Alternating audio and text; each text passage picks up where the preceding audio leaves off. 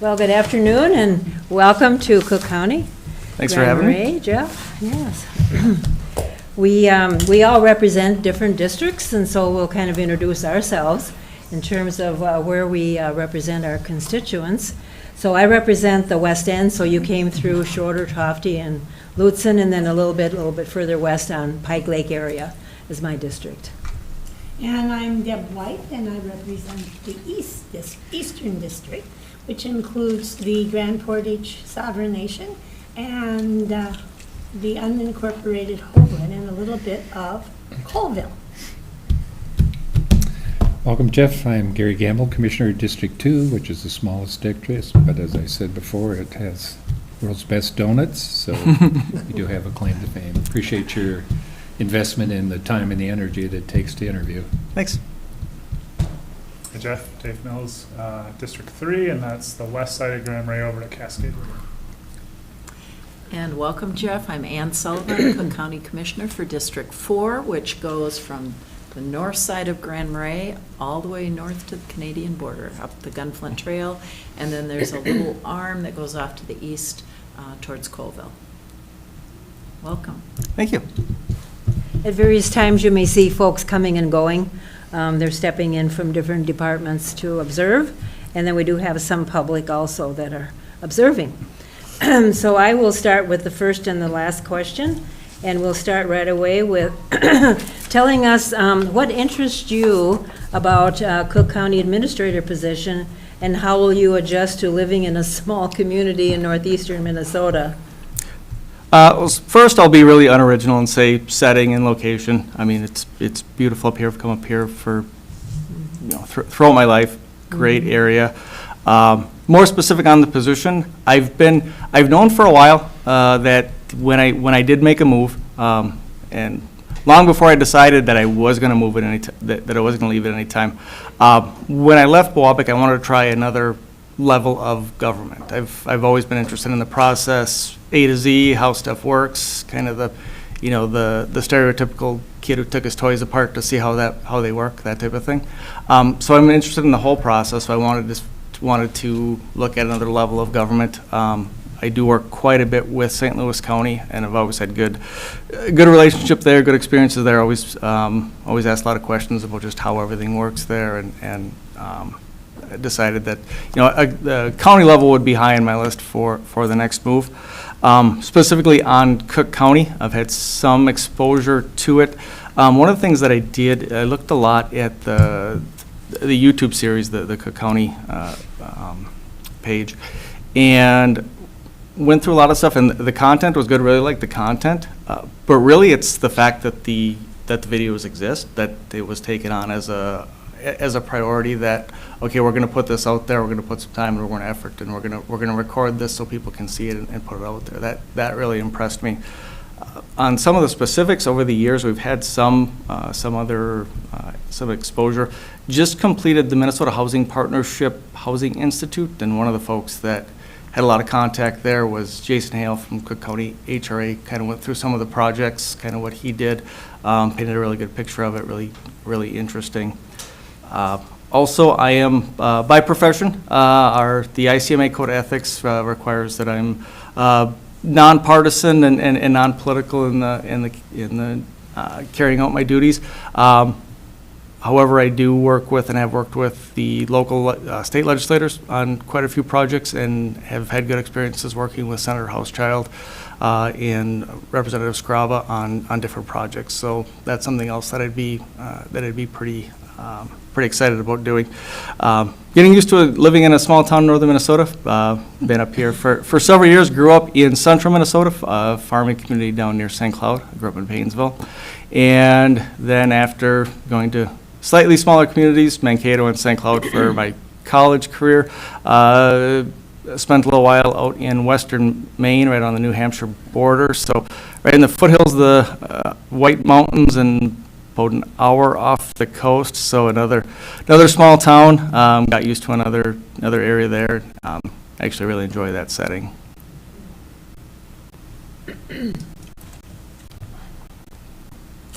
Well, Jeff, a county administrator's leadership style is essential to organizational success. What do you consider to be 3 important leadership qualities that you would bring to this county?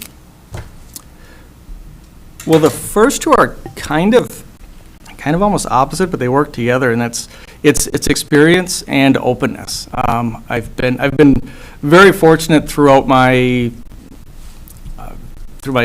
formal education, college, all that stuff, my internships, the communities I've worked with, communities that I've worked for, have been able to see so many things and learn from so many people. So learn from a lot of people what to do, what are good practices. Learn from some people what not to do and what aren't so good practices. So I've been able to see that and have that experience. And then the openness side. I've seen enough to know that I haven't seen it all, and what works some places doesn't work others, and vice versa. So I really kind of use those two together, and I frequently say, folks that I work with now know that that I say that because that's the way we do it isn't really a valid way of why we do it. Is it a good thing to do? Is it a good practice, or is it something that maybe we should change? And then the third part of leadership style, I think I have a service mentality when it comes to leadership. I think one of the misconceptions about leadership is that it is, in essence, being served or having your orders carried out or having that type of relationship. When really it's the opposite. I mean, leadership is a service on its own.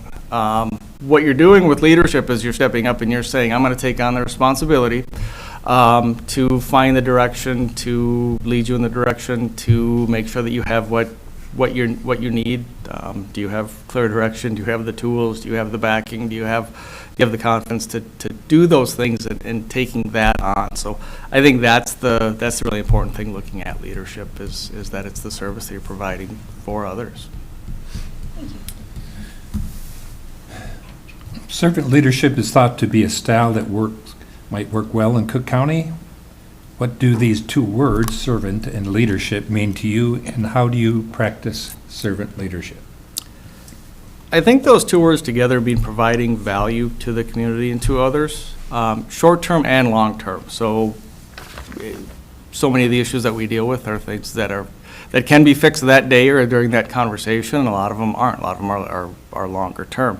So providing that value depending on what the need is. And then one of the things that I enjoy about this profession, this field, is it's then helping people find the how that they can do that. People can communicate what their needs are, what their wants are, what they want to see. But with the nature of government, if you're not involved in it and you don't have a lot of experience with it, how those things get done, what level they get done, what mechanism they get done, those aren't necessarily things that people know. So that's where the service comes in, is having that communication of, okay, what are we looking to do? What are your needs? What are you trying to have done here? And then is that something that's done at this level? I deal with requests for township road maintenance and state highways and things like that are, they're calling by Wapak City Hall, and it winds up to not be that our jurisdiction. So finding them the right person to get a hold of and take care of that. That's a lot of what the service is just getting them in touch with or explaining how the things that they'd like to have done are actually taken care of. Thank you. Thank you, Jeff. What have you found to be most beneficial and most detrimental in building an effective working relationship with the county board chair and the other commissioners? The most beneficial is frequent and full and open communication in equal content, not necessarily in equal context or format. I've found over the years that the same lengthy email sent to one person might not be what the other person wants, that wanted a set of bullet points or some graphs, or wanted a phone call instead of an email. So that can be kind of a process in finding out who has what style of communication that they like to receive. But I think focusing on, does everybody have the same information? Does everybody have as much information? Do they have accurate information in a way that they like to receive the information, that they like to digest the information? Jeff, if you could share an example of how you've built trust and transparency with employees in a past leadership role, and tell us how you ensure staff were heard and felt valued. One of the more difficult ones that I've had when I first started in Biwabic was with the fire and ambulance department, for a couple reasons. Fire and ambulance departments, particularly small town fire ambulance departments, we talk about this occasionally. There used to be a what happens at the fire department stays at the fire department kind of mentality, or almost unwritten policy, not just in Biwabic, but we saw that in a lot of places. And there were things that we had to take care of and things that we had to get done. And when we're dealing with fire and ambulance, you're dealing with people that are very, they're not there for the money, mostly because there is none. It's not that type of job. They're there for other reasons. They have other motivations for being there. They're not there 8 to 4:30 during office hours. They're there evenings, weekends, 3 a.m. And there is a lot of tradition and just common ways of doing things that don't necessarily line up with proper policy, procedure, statute, stuff like that. So I had a lot of meetings with the crew, as a group, as a large group, with the officers, as individuals. And a big part of it was providing the statutes and the sources and the citations that, well, no, this is why we're doing this, not because we decided, well, hey, we're going to just upend it and we're going to do it this way now. Because between the state statute book and our city auditor, there's some really important rules that we have to follow. And I'm not going to tell you that, hey, there's some really important rules we have to follow. I'm going to show you the rules. We're going to go through them. So doing that and then just having frequent follow-ups and staying in communication with them has been what's really paid off. Thank you. Excuse me. I'm sneezing at the wrong time here. Bless you. An ideal candidate would have the ability to understand the intricacies of an organization's structure, culture, and dynamics. Tell us how your organizational awareness has been benefited to a prior employer in making a meaningful changes or improvements. So when I first started in Biwabic, most of the employees were older than my parents. Several of them had been with the city since before I was on the planet. And there was a lot of expertise, a lot of experience, and we have had and do have great staff. A few years into the job, luckily I'd been able to get my feet under me and figure things out. Those staff started getting to retirement age. And in the office with me, there was the deputy clerk who'd been there for 30 plus years, and then a utility billing clerk who'd been there close to the same.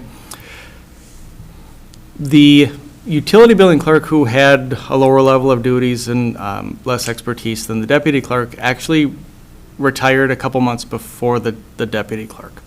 And we were going to take that opportunity to kind of evaluate the office staff makeup and duties. We do have a split in the city between our city general fund operations and then our utility operations, which are governed by our Public Utilities Commission. So me and all the other employees work a proportion for the city side and for the utility side. And it varies by employee. So when the utility billing clerk retired, we took that opportunity to actually find the deputy clerk's replacement. Hired the new deputy clerk so that the replacement deputy clerk would have several months to work along with the new deputy clerk, so we could work through that stuff and make some of those tweaks and changes and update the job description for the utility billing clerk, and be able to use that experience and that knowledge that was going out the door along with the new person that was coming in to make sure that we were set up for the long term after having such good consistency for decades at Biwabic City Hall. Thank you. Describe a situation that you believe demonstrates your integrity and ethical standards. There's a unique thing that we went through at the city of Bowabic. If you're familiar with the Giants Ridge Golf and Ski area, it's kind of the more developed area. That area was annexed from the neighboring township the process was from 2000 to 2002, signed in 2002. And that annexation agreement that they had with the township turned out to be very poorly written for what wound up happening with the development. Meaning that it became really one-sided as far as the payments, where the payments were going. There's a statute that limits the amount of years that you can make payments back to the township that it was annexed from. The city of Bowabic and White Township went down to St. Paul together and said, yes, we understand that there's these statutes. We want special legislation that says that we can do this forever. And it was all well-meaning, well-intended. But it got to the point where it was going to bankrupt the city of Bowabic. The payment was, it was done as a percentage of the taxes received in a certain section of town, which just, that doesn't play nice with the Minnesota property tax system. So those payments were getting larger and larger. And that resulted in court cases, several years of court cases with White Township. It was literally a court case over infinite money. We were talking about large amounts of money that were perpetual payments. So we're going to court over an amount of money that you can't even put a dollar sign on because it's perpetual. That did not create a real fun, warm, fuzzy environment. At the same time, we have a lot of other partnerships with White Township. We have our Public Works helps when in certain cases. We have mutual aid agreements. We have simultaneous page agreements with emergency services. We have development projects that we work with White Township. And going through these several years of court cases and mediations and arbitrations and all that stuff, that's not real pleasant. Maintained a good relationship with White Township the entire time. And there's temptation to not be so nice sometimes and maybe not be so helpful and maybe withhold stuff, but it was always kept separate, and the court case was its own animal, and our relationship with the neighboring township was maintained.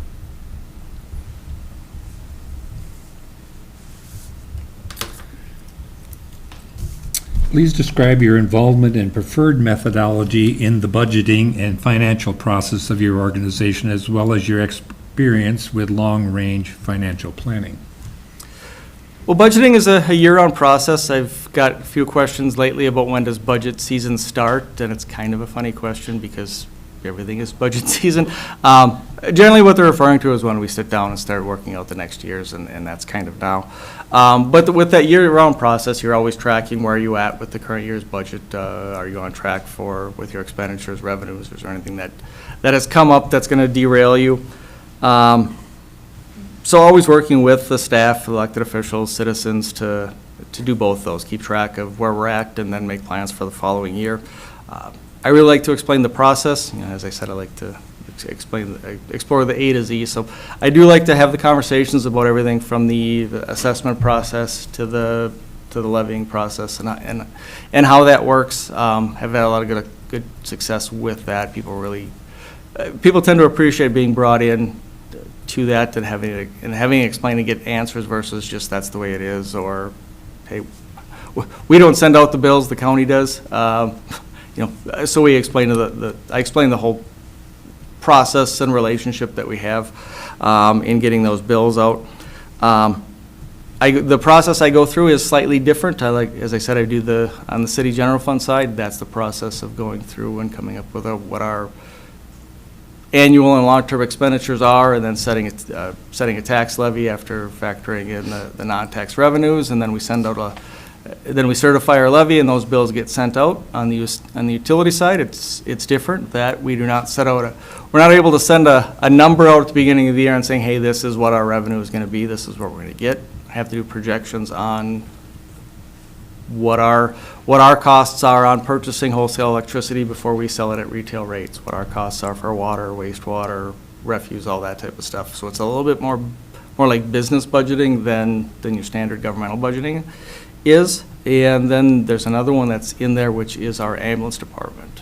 Our ambulance department, it's run as part of the fire department, but it's an enterprise fund, run solely on charges for service. And what that means is we pick up sick, hurt people, we pick them up, they go to the care facility, and then it goes through our billing.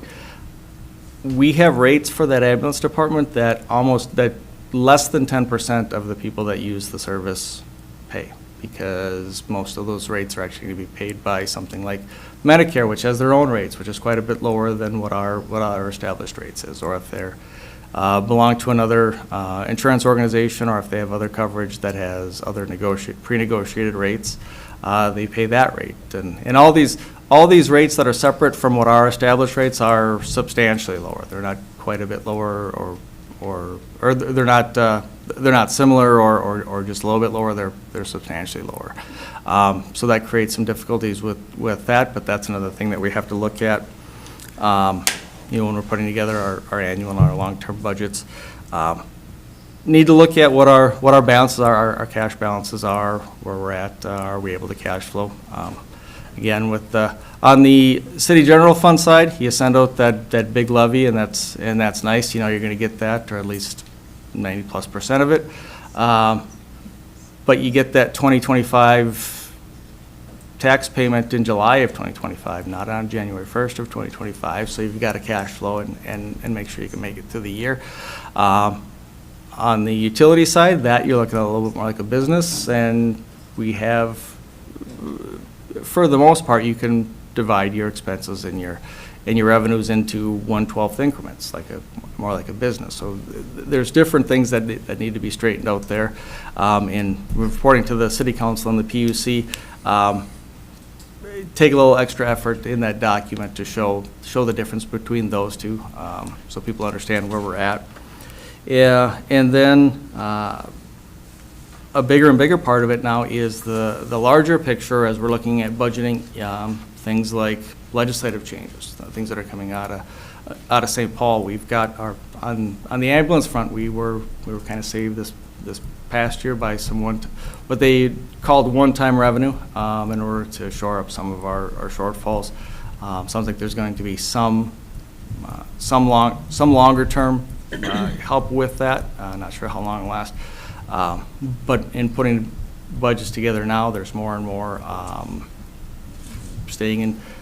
I'm not a lobbyist, but I spend quite a bit of time either down at St. Paul or in contact with our legislators.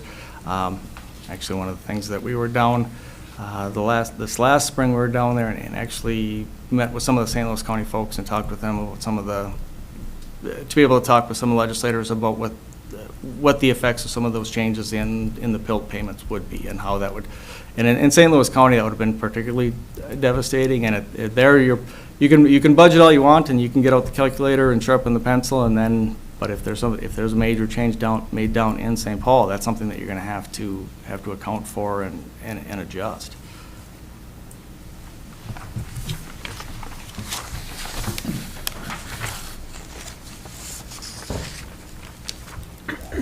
Thank you, Jeff. Describe your experience in developing a strategic direction for an organization and integrating this decision into budgets, long-term financial plans, and department goals.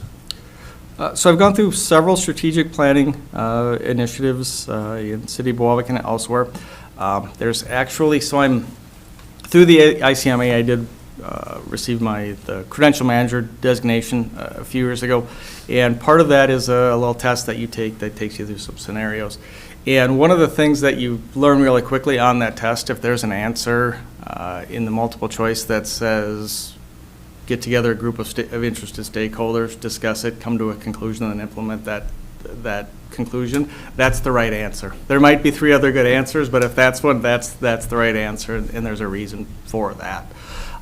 So one of the biggest parts of that strategic planning process is choosing the team.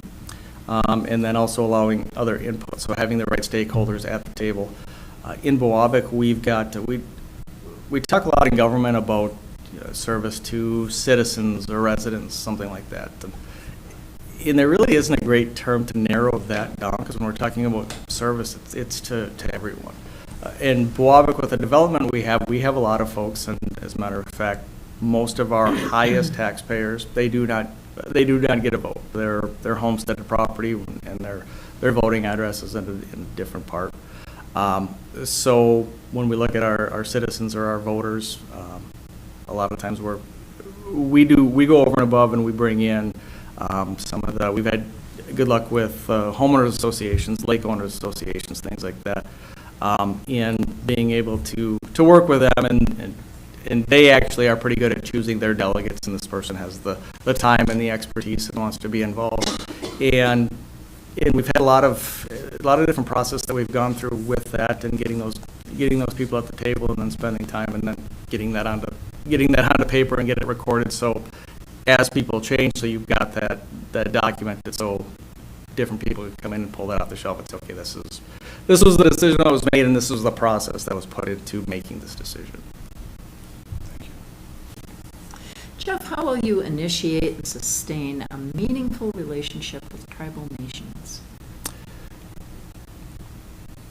So I think the fundamentals are fundamentals for a reason. So open communication, and reaching out and having those talks. I don't have a lot of in-depth experience with the tribal nations, other than we do have, as part of the Housing Institute that I was talking about, actually wound up working quite a bit and having quite a few conversations with the folks at Boys Fort. And what we found in those conversations, they have the same issues that we have. Housing shortage, the cost of housing now, the cost of the inability to provide housing for workers, either people that are already there or people that they need to come in. So the issues are the same, but kind of going back to a previous answer, some of their mechanisms are different. They've got some access to things that we don't, and vice versa. So I think I'd be really interested in finding that out and going through that and figuring out what those are.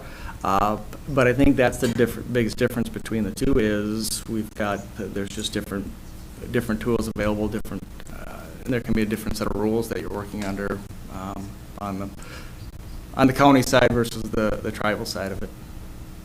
Thank you. Describe a time when you've made a mistake at work.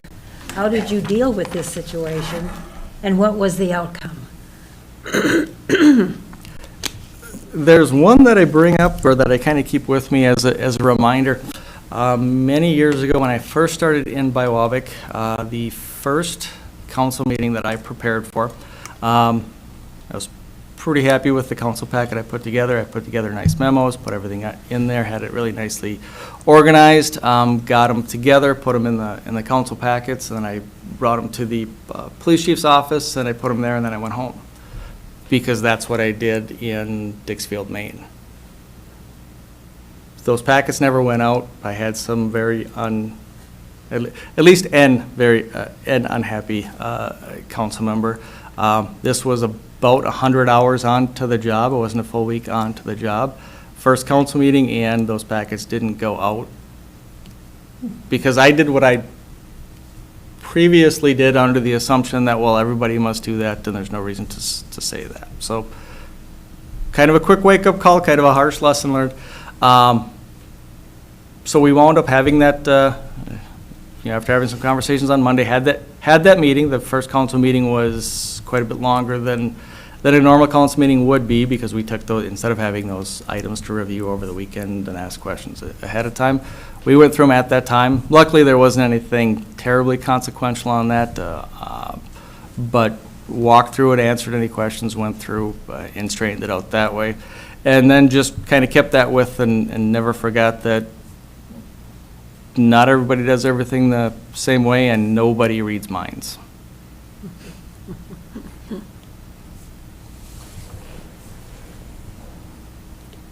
an employee brings to your attention as county administrator that they believe that a coworker who is going through personal challenges is using opioids and they are afraid to bring it up to their supervisor, how would you address this situation?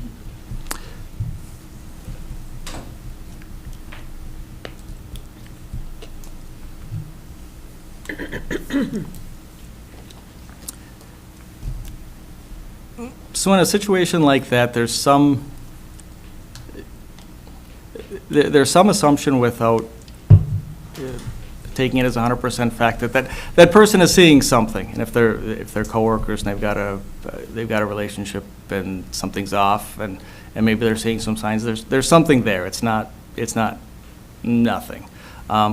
Could turn out to not be an opioid abuse issue, but there's a problem. So at that point, you look for the signs. In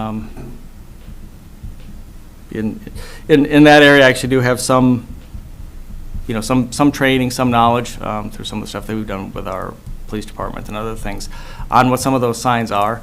So keep an eye out for that.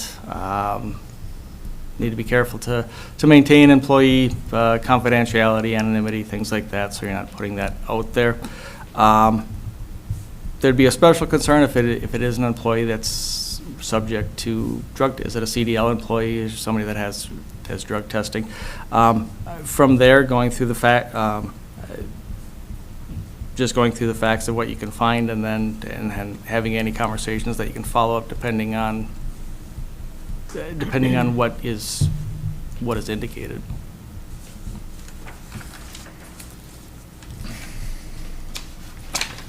Thank you, Jeff. How will you assess the county's strengths and weaknesses and identify opportunities for improving the organization? I think that's a function of going through and having conversations, meetings, large group, small group, one-on-one, mixed with going back and looking at other documents, minutes, strategic planning documents, capital improvement plan, budgetary stuff, and kind of going back and forth between those types of things. Going through and reading everything A to Z without having any conversations is kind of futile. Going through and having conversations all day long for 3 months without going through any of the and actually sitting down to read stuff is also kind of futile. So it's a combination of those two things.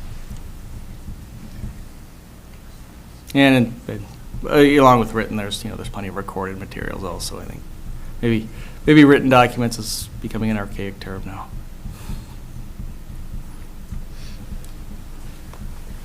Thank you, Jeff. What are 3 high-level goals you would seek to accomplish in the first 3 months of starting? Getting to know the people internally, and then the other stakeholders and partners that the county works with. It's quite difficult to actually work effectively and get things done when you don't have names to faces or voices to names or some type of connection with those folks.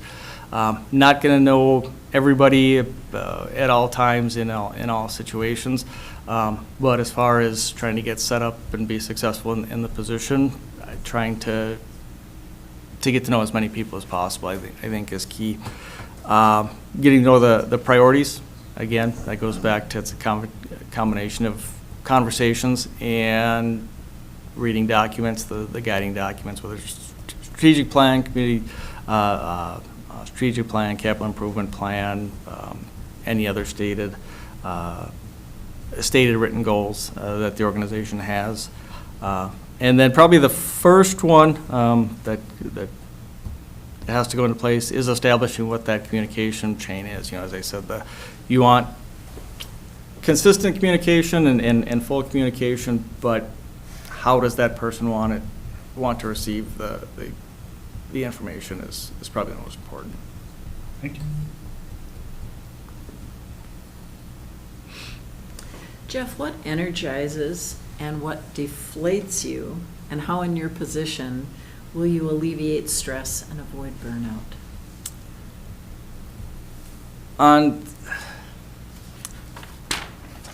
it's really easy to be energized by progress and success in getting things done. So that really gives an opportunity to just kind of build some momentum, build some inertia as you see things getting done. Particularly, I like the kind of the teaching of the information gathering aspect of it. One of the things that I've really put a focus on over the years is explaining what we're doing, why we're doing it, and how it's done. And I think if you talk to any,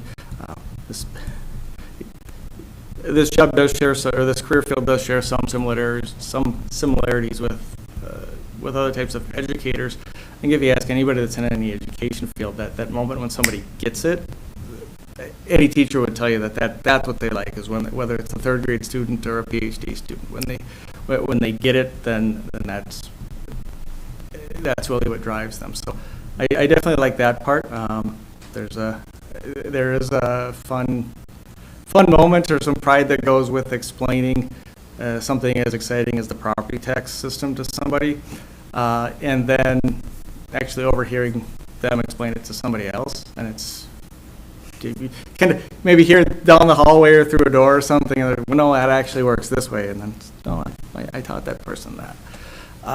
Deflating can be the instances where people necessarily don't want to learn those things. Go through, you take time to explain that whole thing, and kind of focus on property taxes right now. It's just kind of top of mind. But going through and explaining that whole system and spending that time, and this is the first step, this is the second step, and here's all this, let's go through the math and let's do it. When that number at the bottom of the page is still too high, with some folks, everything you just said about the process, irrelevant, the number's too high. And it can be kind of deflating to go through and kind of have people that aren't willing to accept that and to open up. Avoiding stress, or alleviating stress and avoiding burnout is it's definitely something that people in this career field have to be concerned with. It's a fairly small field, so one of the things that we do have is there's not a whole lot of administrators, city or county, but the folks that get it, they know it, they know what the day-to-day grind can be, what some of the frustrations can be. So a lot of that stress and a lot of burnout is alleviated through conversations with colleagues, get-togethers with colleagues, whether it's formal or informal. I do like to attend the different organizations, conferences, training, stuff like that. And then I think it's a pretty common trait among people in this field. We are extroverts and outgoing by profession. It's not something that you can do that's locked off in a closed room all day, every day. So there's a lot of interaction that goes with it. But at some point in the day or at some point in the week, we also become introverted hermits and we kind of lock ourselves away. So there are a few things. There's some real magic in either a motorcycle ride in the summer or an afternoon skiing in the winter. On those days when it's an introvert day and you can put the helmet and the goggles on and put the face mask on and nobody even knows who you are. And spend a little time on the hill or going up the lift, and that really kind of melts the stress away, and that's why I've always dealt with it. What will signal to you that you are being successful as a Cook County administrator? Kind of counterintuitively, this career field can be a no news is good news type of career. When stuff goes wrong or when you make mistakes, people are going to point that out, and that's the stuff that winds up on Facebook or at the coffee shop or something like that. When things are going smoothly and things are going well, that doesn't create a whole lot of conversation. That doesn't create a whole lot of Facebook posts. I have had over the years, there are some there are some great people out there that will make a point to pass out compliments or recognize. A lot of times it's folks that have been in the career field or in something similar, and they'll point it out. But for the most part, if everything is going smoothly and everything is done, you're not really going to hear about it. So, and I've had conversations with our staff and with the Waback City Council over the years. There are quite a few people in town that probably couldn't pick me out of a lineup, probably couldn't pick the mayor out of a lineup. They come home, they raise their kids, they go to events, they get up in the morning, they go to work, they come home. If it snowed last night, the street should be cleared of snow. If they need an emergency services call, then they call 911, they should show up. Other than that, a large part of the population doesn't put a whole lot of thought into what goes on at City Hall or at the courthouse. And that's not necessarily a bad thing. They're living their life, they're doing their own thing. They pay their property taxes twice a year, and they expect that it's done, and if things are going smoothly, you don't hear a whole lot. Thank you. Well, we're just about to the end here. Does anybody have a need for further clarification? Commissioner Gamble? Thank you, Madam Chair. Yeah, Jeff, it might be a good thing that folks in your community don't have to pick you or the mayor out of a lineup. But I get the gist of what you're attempting to say in that regard. As a follow-up to question 7, and you spoke about the relationship and the issues with between Waback and Giant Ridge, and I'm just curious as to how that was resolved. Well, so the testy relationship was actually the city of Waback and White Township. Okay. Giants Ridge is actually the Giants Ridge Golf and Ski operations. Yeah. That's actually owned by the state, owned by Iron Range Resources, contracted out. But it was the dispute was over the Giants Ridge area. And what finally put that to rest was actually a mediation session that we had just a few years ago with representatives from White Township, and actually mediated away that settlement. It was in statute that it was a perpetual payment, and the formula was in there.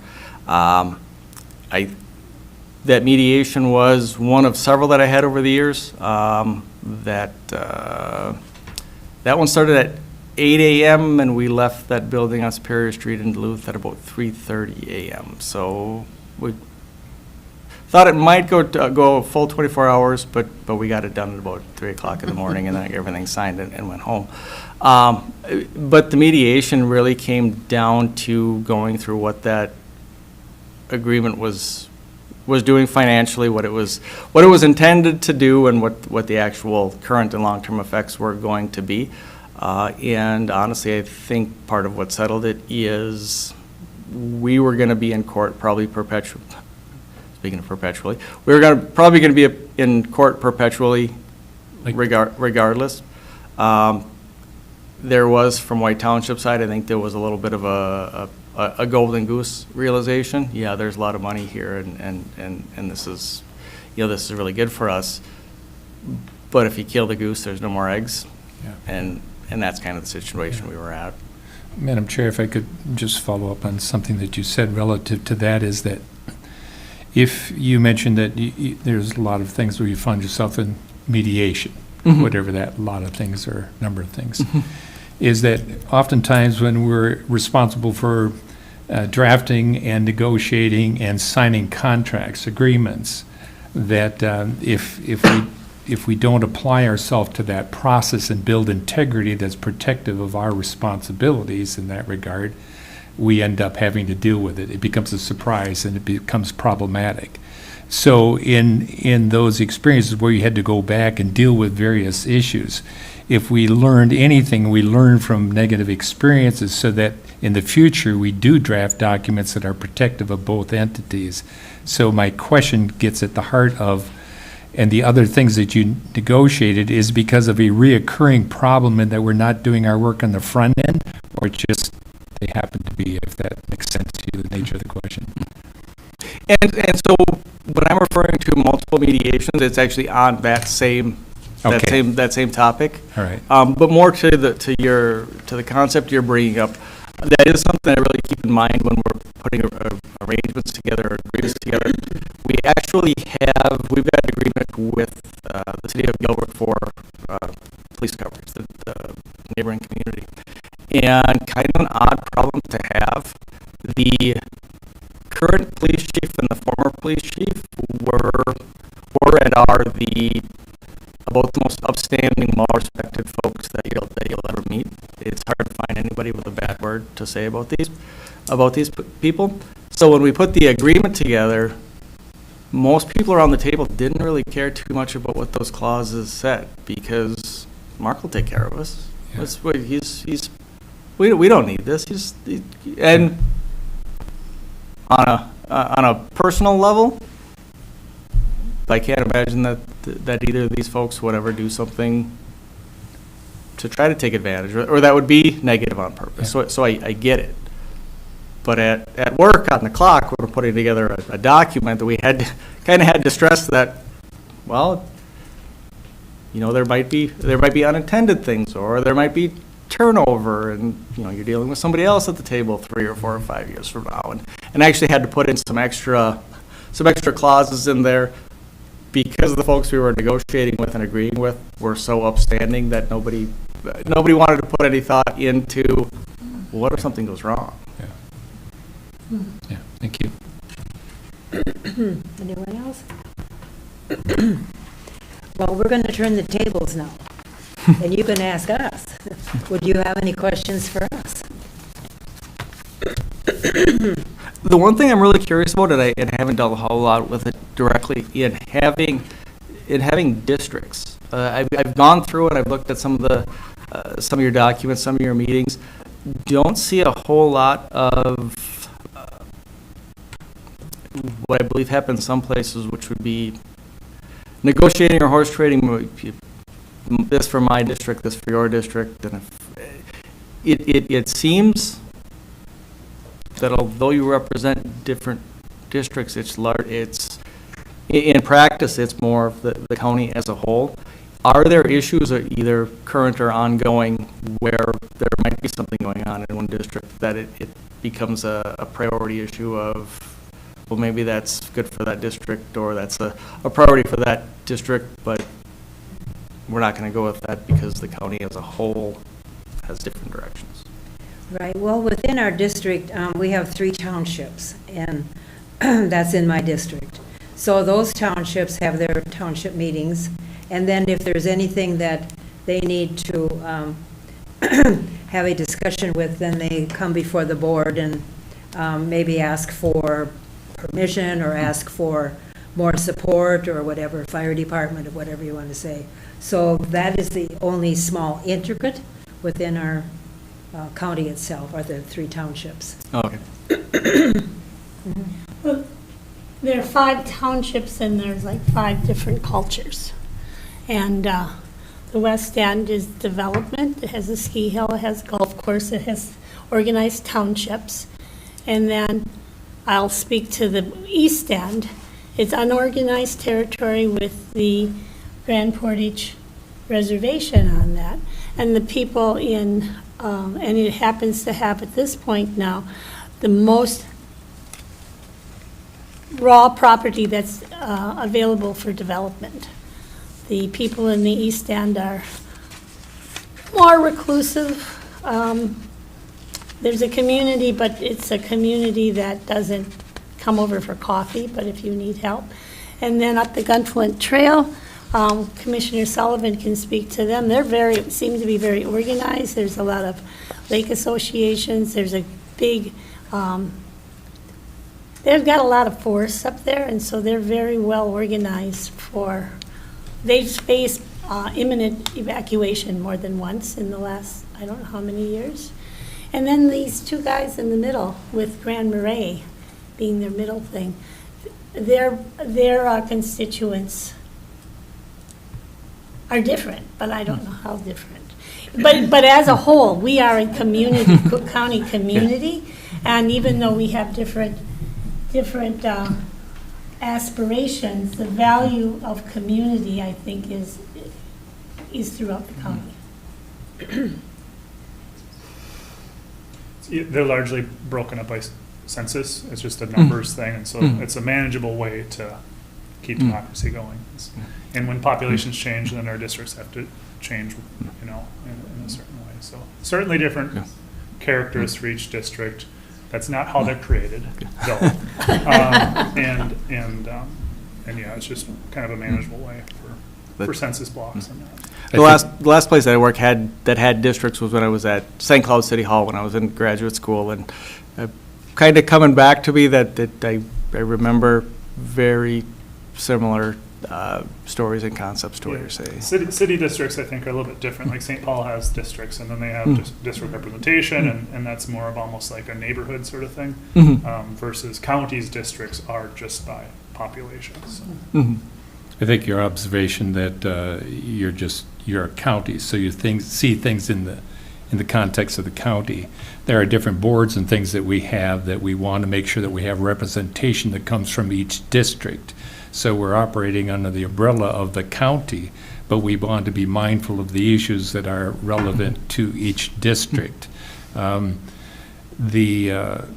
Oftentimes, because we are the county seat in Grand Marais, that there can be a perception that where monies go are to things of concern within Grand Marais as county seat.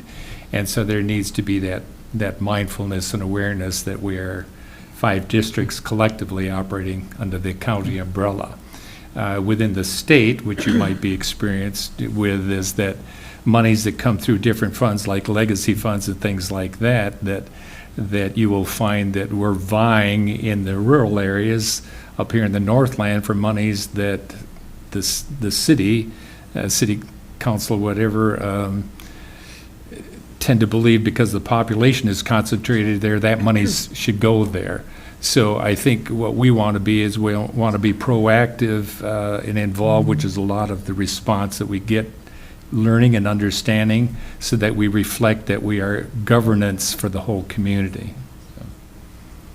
And I would just say my colleagues have explained things very thoroughly. I know Commissioner White mentioned there's a high level of organization in District 4, which I represent, a lot of lake and road associations, a lot of involvement in water issues, forestry issues, things of that nature, but strong support for the entire county. And an example I can share, I was at a Sag-Seagull Property Owners Association meeting on Saturday evening, and they were asking in Hovland about the transfer station that was being built and had questions about that, and were really pleased that the county was moving forward in that direction. So we represent different districts, but there's a strong feeling throughout the county that we are strong together. I do work, so City of Boabic is in Commissioner Paul McDonald's district in St. Louis County, and he's been great ally, great to work with.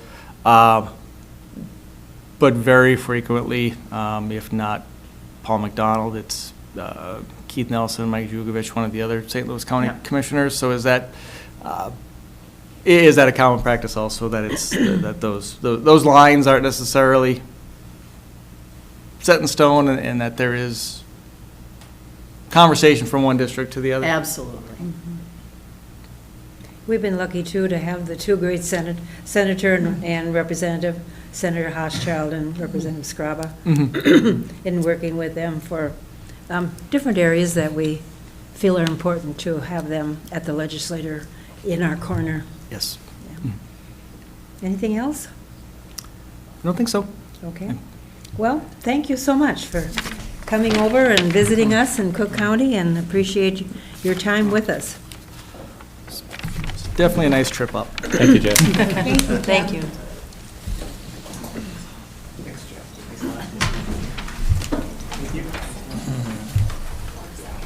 I know Steve Burdash. Oh, really?